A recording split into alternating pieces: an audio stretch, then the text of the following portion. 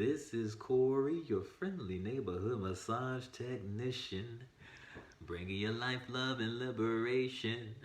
And this is a facial massage routine that you can use at home or anywhere that you happen to be, out in the world or whatever, so that you can release some tension out of your face and create some level of tonality for your facial muscles and things of that nature. I am coming to you from the Health and Well-Being Circle at Heart and Soul Center of Light, and just gonna take y'all through this routine real quick so that y'all can again have a sense of how these movements are being used that are being described on the pamphlet that is sent out, and so you get a sense of some of the massage techniques or movements that I use to massage my face, and hopefully will help you get a greater sense for massaging yourself, right? So to start this off, I just want y'all to know about these four specific techniques that I use to massage any place on my body. However, I'm going to be using these to massage the face, right? So my definitions that I have for these movements are the shift, the slide, the press, and shake, right? So all of these movements either can be used by themselves or in combination with all of the moves described. So just as a quick synapse, the shift, right? The shift movement is moving the elasticity of the skin as far as it possibly goes. So this is what I qualify as a shift. You can shift up, down, you can shift left, right, you can shift in a circular motion. However, you're kind of holding on to the skin area and you're not moving outside of the elasticity of the skin, right? You have the shift and you have the slide, which is going beyond the elasticity of the skin and more like an effleurage going across the skin that you're on, right? So this is more of a sliding technique that you're sliding past the elasticity of the skin and moving it beyond what its elasticity points are. Yes? This is the slide. And we have the press, which is pressing into an area of the body wherever it so happens to be, and you're just holding the area of the skin and the musculature wherever you happen to be. So you can use different points of your hand. You can use, fingertips to press into areas. You can use your palm to press into areas. You can use your knuckles to press. And of course, like I mentioned, you can use different techniques together. So you can press into an area and shift the skin, or you can press into the area and slide the skin. So again, all of these movements are in culmination working with each other, right? So there's that. And then the last, which is the shake, or you can also think of it as rhythm, so to speak. And you can also combine it with compression. So compression would be pushing inward into the muscle in a, I guess, back and forth kind of motion. This would be a compression. The shake would be like a cross or a longitudinal movement of the skin. So these are shake movements. This is inward is a compression movement. So I guess there's five, right?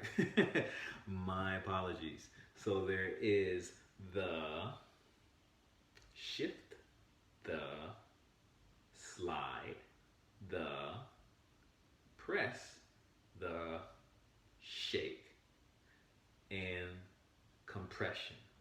All five movements are used in the culmination of doing massages. Sometimes you'll be using two, sometimes three, sometimes four, sometimes five at the same time. I would think maybe 4. I don't think you can use all 5 movements at one time. I have to check that out to see if that's possible. However, you can definitely use these movements in combination as you're going through your massages of yourself, on your body, on your face, on any area of your body that you're using. So these are my massage technique definitions. Yes? All right. So to begin with our routine that we have on our facial massage pamphlet, we're going to start with the skull shift. And it's starting from the top of the head here. And technically, all we're going to do is shift the skin of our skull. Wherever that happens to be, or wherever you feel like you have some tension in the skull, just going to use our hands and just shift the skin around the skull. It's just good to open up the blood flow in the skull area, and just kind of relaxing some of the musculatures that run down into the forehead, like these forehead, eyebrows, these little guys right here are kind of attached up into the skull area. So you're just here loosening up some musculature, loosening up some tension from the top part of the skull, and just going around and just, those circles feel good.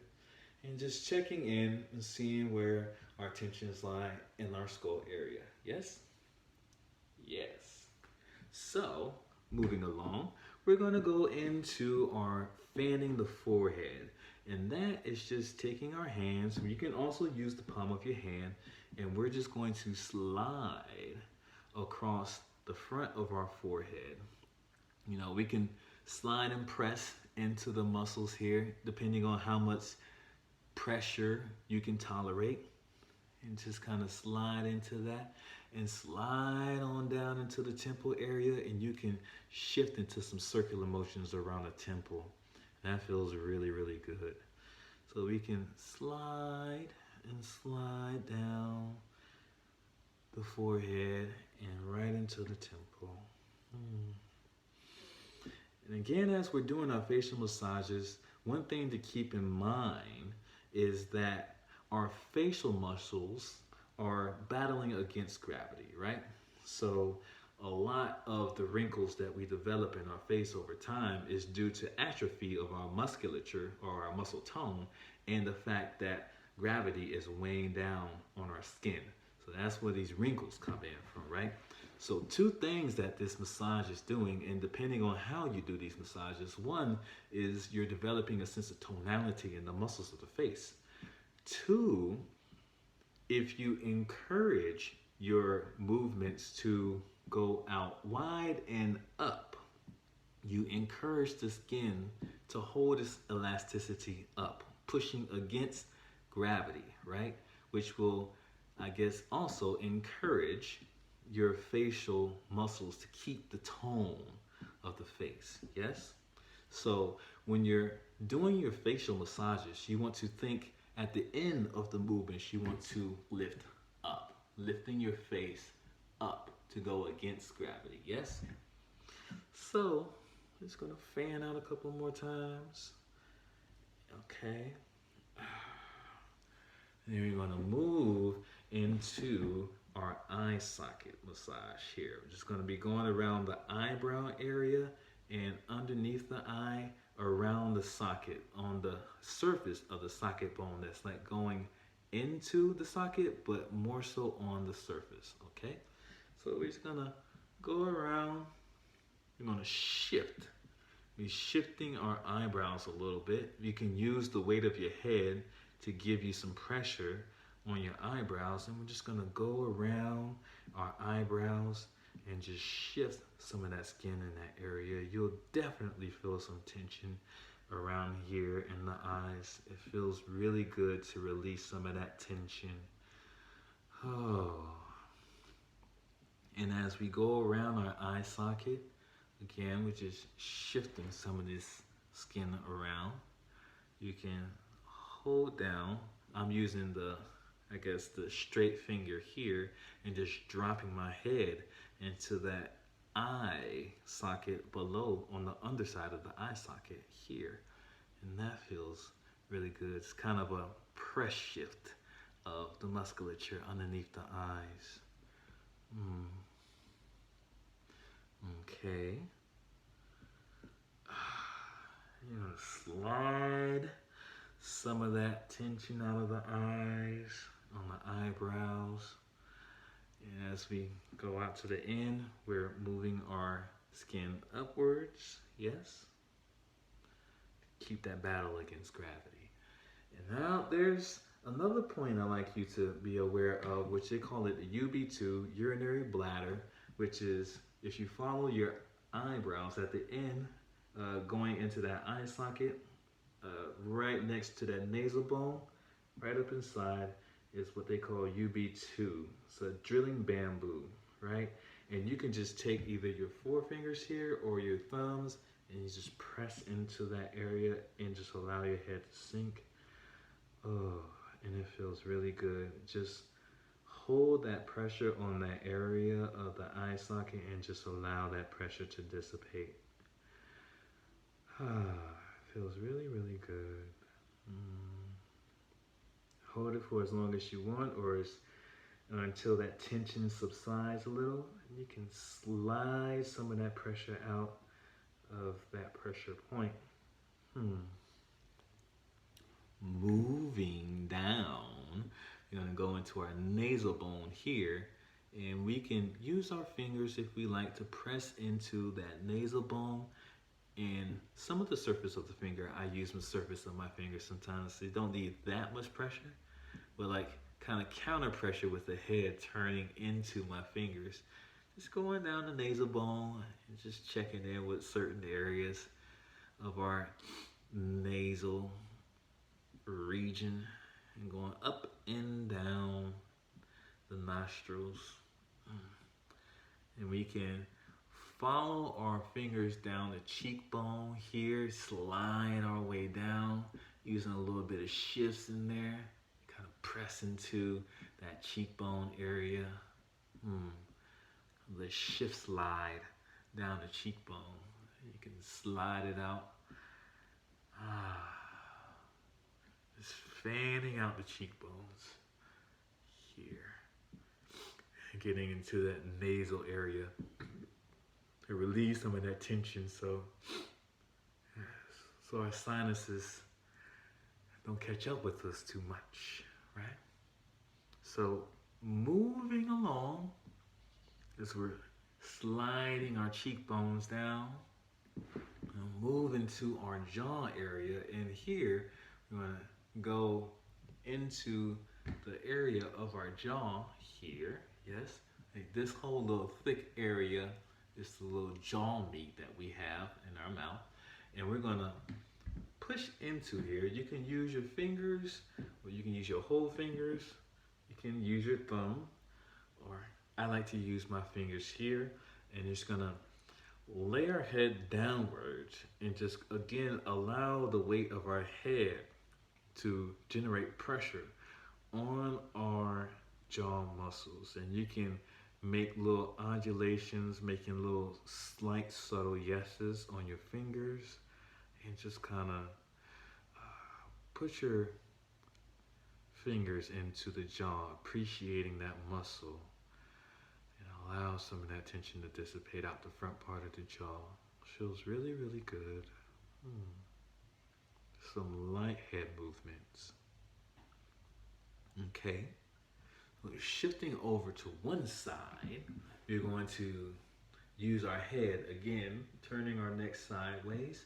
And here you can use many different hand positions. You can use your palm to kind of sink into the jaw, depending on how much strength you have in your wrist. Or the safest way to go is to align your wrist and use your knuckles, the top part of the knuckles, which also gives you a different level of texture on your jaw. So you can kind of get into some different points and release some tension or trigger points out of the jaw. So you can use your compression of these areas, kind of checking then to see where you find the most tension of the jaw.